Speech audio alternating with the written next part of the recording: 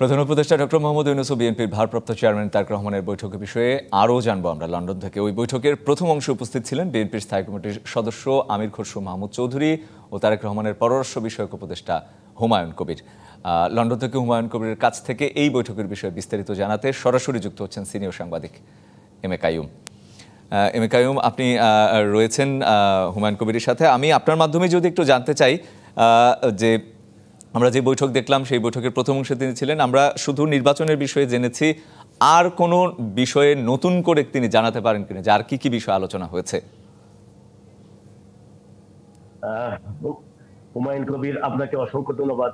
আপনি গতকালকে তারেক রহমান এবং প্রধান উপদেষ্টার সে বৈঠকে ছিলেন, সেই আমরা মিডিয়ায় যতটুকু জেনেছি, এছাড়াও কি কি আলোচনা আর হয়েছে আমাদের সারা দেশের মানুষ এই খবরগুলো জানতে চায়। আপনাকে ধন্যবাদ। আমরা ডিবিসি নিউজের পক্ষ থেকে আপনাকে ধন্যবাদ আপনি যোগাযোগ করার জন্য। The meeting yesterday, meeting এর পরে তো ব্রিফিং দিয়েছেন। আমি আমাদের মাননীয় স্ট্যান্ডিং কমিটির সদস্য উপস্থিত ছিলাম আমাদের পক্ষে এবং সরকারের পক্ষে। ওখানে আপনার মাননীয় জাতীয় নিরাপত্তা উপদেষ্টা সাহেব এবং প্রধান উপদেষ্টা সচিব সাহেব উপস্থিত ছিলেন। তো ফ্রম দ্য ব্রিফিং এখানে আপনারা দেখছেন একটা কমন টেক্সট এর ভিতরে একটা কনসেনসাস হয়েছে ইলেকশন কেন্দ্রিক। আমরা তো এটা সকলেই জানি। এছাড়াও আমরা তো এছাড়াও অনেক আলোচনা হয়েছে। আচ্ছা, আপনারা বিএনপি যদি কোনো কারণে ক্ষমতায় যায়, তাহলে কি ডক্টর ইউনূসের মেধা এবং যোগ্যতাকে কাজে লাগানোর কোনো পরিকল্পনা আপনি কি মনে করেন এটা হতে পারে? Yesterday's meeting, Mr. Tareq Rahman was very clear on the recording in progress. Is elected by the people. সবার যোগ্যতাকে ইনশাআল্লাহ কাজে লাগাবে দেশের জাতীয় স্বার্থে। তো এখানে ডক্টর ইউনূস সাহেবকে তো অবশ্যই উনি দেশের উন্নয়নের কাজে পাশে চাইবেন এবং পোস্ট ইলেকশন বাংলাদেশের মানুষ ওনাকে ইনশাআল্লাহ যদি ম্যান্ডেট দেয়, প্রধান বাংলাদেশের মানুষের মুখে করা প্রধানমন্ত্রী হন।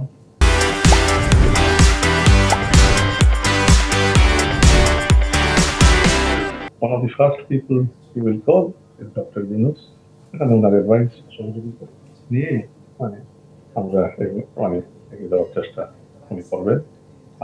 এবং আগামী বাংলাদেশে ডক্টর ইউনূস সাহেবের role it does not end with the election. There is life beyond elections for Dr. Yunus in serving the country. এটাই আমাদের নেতা পরিষ্কার করে বলে আসছে যে আপনার আপনাকে দূরে রাখার জন্য না, কাছে টানার জন্যই উন্নয়নের দ্বারা একসাথে আমাদের দেশের প্রতি কাজ করার জন্য to take forward the country we need to work together। এবং আরো যারা আছেন আমাদের ইন্ডিয়ান সিটিজেন সবাই অ্যাডভাইস নিয়ে কাজে লাগাবে। আরেকটি প্রশ্ন, আপনি তো তারেক রহমানের খুবই ঘনিষ্ঠজন, পররাষ্ট্র উপদেষ্টা, দেশে বিষয়ে বিদেশে কাজ করছে। বিএনপি যদি কোনো কারণে ক্ষমতায় যায়, তাহলে বর্তমান সরকার যে চলমান সংস্কার প্রক্রিয়া, বিচার প্রক্রিয়া করে যাচ্ছে, আপনারা কি এগুলা ধরে রাখবেন না ছুড়ে ফেলে দিবেন? না, ছুড়ে ফেলার তো প্রশ্নই আসে না। আর এটা তো কন্টিনিউটি তো থাকবে অবশ্যই।